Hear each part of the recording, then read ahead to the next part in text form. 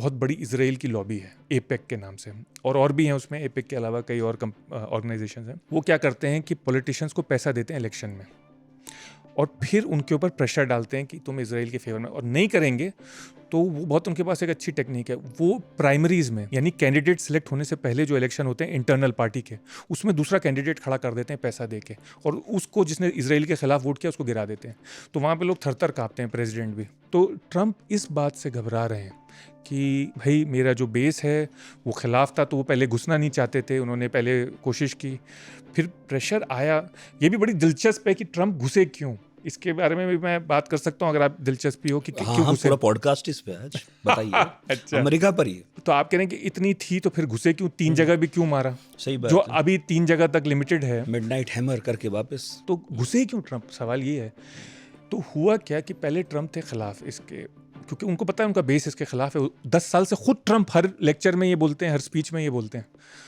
तो उन्होंने देखा कि इजराइल का हमला बहुत सक्सेसफुल हो गया, बहुत जब कामयाब हो गया, तो ट्रंप ये भी बोलने लगे कि हमने किया है ये। पहले, उससे पहले ये कह रहे थे कि इजराइल कर रहा है, हमें तो पता ही नहीं, तो पता पूछ ही नहीं रहे।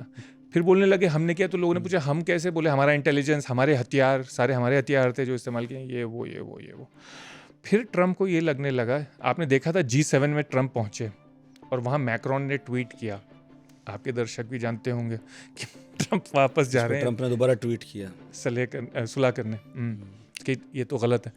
तो हुआ क्या कि ट्रंप ने देखा कि यार ये तो हो गया बहुत कामयाब, अब मुझे बहती गंगा में मैं भी हाथ धो लूँ। और प्रेशर भी आ रहा था इजराइल लॉबी से कि आप करिए, क्योंकि हम फाइनली वो जो डीप अंडरग्राउंड साइट्स हैं उनको तो हम मार ही नहीं सकते।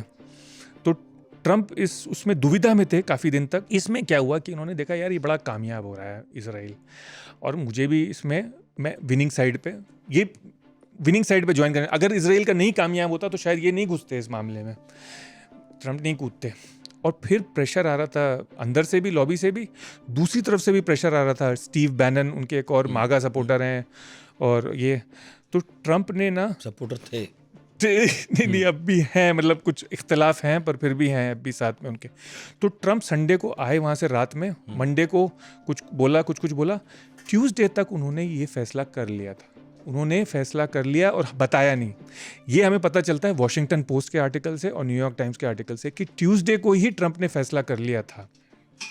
ट्यूसडे को जैसे ही ट्रंप ने ये फैसला किया, उसके बाद उन्होंने ये ट्वीट भेजा, आपको याद होगा, अनकंडीशनल सरेंडर। थर्सडे को शायद ये ट्वीट भेजा, अनकंडीशनल सरेंडर।